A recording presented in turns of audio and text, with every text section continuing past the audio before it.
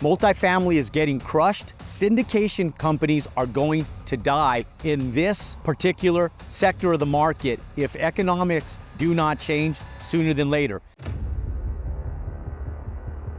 Let me explain to you guys. So this apartment complex has been here since the 70s, okay? Now, that means that this exact same apartment complex with the exact same grass, the exact same trees, the exact same plants, the exact same walls, the exact same dumpster, the exact same amount of parking spaces, the exact same management group, the exact same tenants existed here in 2020, post-pandemic. Now, when we were going through the pandemic and values went through the roof and cap rates compressed, interest rates went down, values were exponential. Now, I'm going to give you guys an example of what is happening with these apartment complexes right now and what's crushing the market.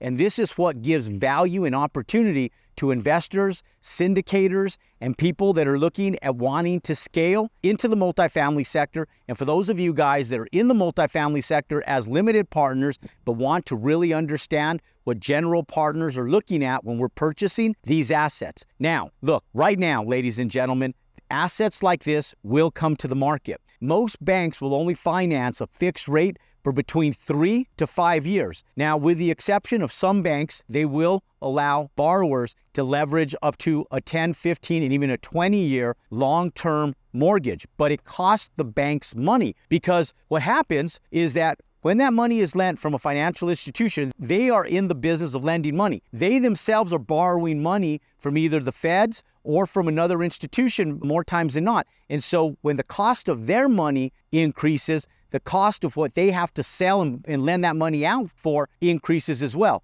So it's a liability to the bank to keep interest rates as low as 3% and 4% in spite of where they were a few years ago on a long-term mortgage, because the cost of them having that money out might be more than what they're actually lending out that money for. And so with that said, ladies and gentlemen, one of the big things that you have to pay attention to right now is some of those ballooning payments on these mortgages coming due. So what they're called is an ARM. They're an adjustable rate mortgage. And so as soon as we have an adjustable rate mortgage, one of the big things that you have to pay attention to with adjustable rate mortgages is the fact that when interest rates change, the cost of servicing that debt also changes. So for syndication companies that underwrote an apartment complex like this at, let's say, a 4% cap rate, financed at a 4% cap rate, that means that they have a 4% interest rate on their loan. Now, when interest rates go up, what ends up happening is the cap rate also has to raise, because if you're only making a 4% return on your investment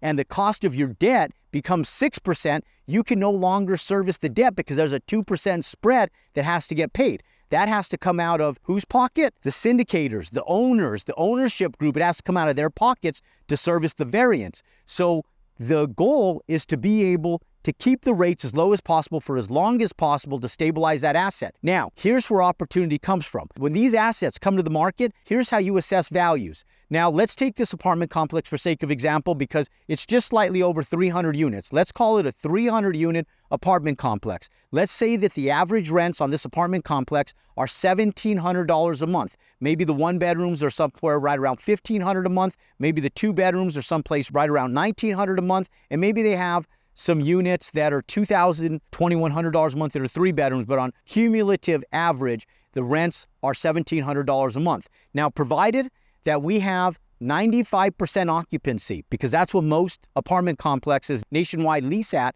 about 95% occupancy right now, because there is typically a 5% revolution of tenants every single month that they're turning. Then you lose a month because you have to recarpet, repaint, or do some type of value add or renovations to those units. You always carry about a 5% occupancy because of the revolution of tenants. Now, with that said, at a $1,700 per month rent rate and 95% occupancy, provided that the maintenance on this place falls within the national average of 40%, that gives us a net operating income on this asset alone of $3.5 million annually. That gives us a $3.5 million net operating income.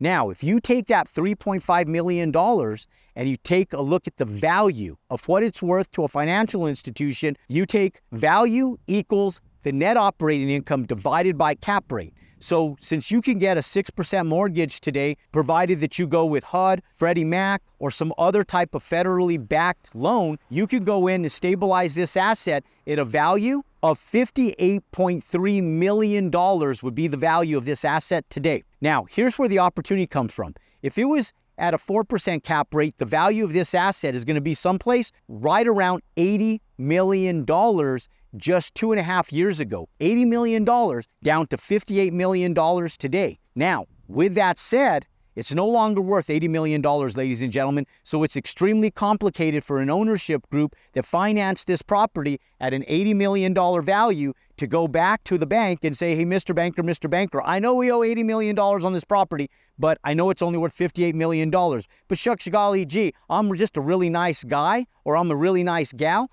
Can you just please refinance the entire $80 million that doesn't hold any value anymore into our mortgage and give us a $80 million loan again for an asset that's only worth $58 million? What is the banker going to tell them? Hell no, we're not giving you $80 million on a $58 million valued asset. The way value is assessed is based on revenue, and it's based on the cost of that debt. So one of the big things that you want to make sure that you have, ladies and gentlemen, is that you have the debt service component, the way the bank underwrites debt, figured out. And so you have this formula is one formula that you should keep in the memory of your phone or in your brain forever. And it's that the value of an asset is equal to the net operating income divided by the cap rate. And the cap rate has to run parallel with interest rates, meaning that if the best interest rate you can get on an asset today is 6%, you cannot go out and underwrite the cap rate for less than 6%. So when we talk about today's value, and we have a $3.5 million net operating income on this property specifically,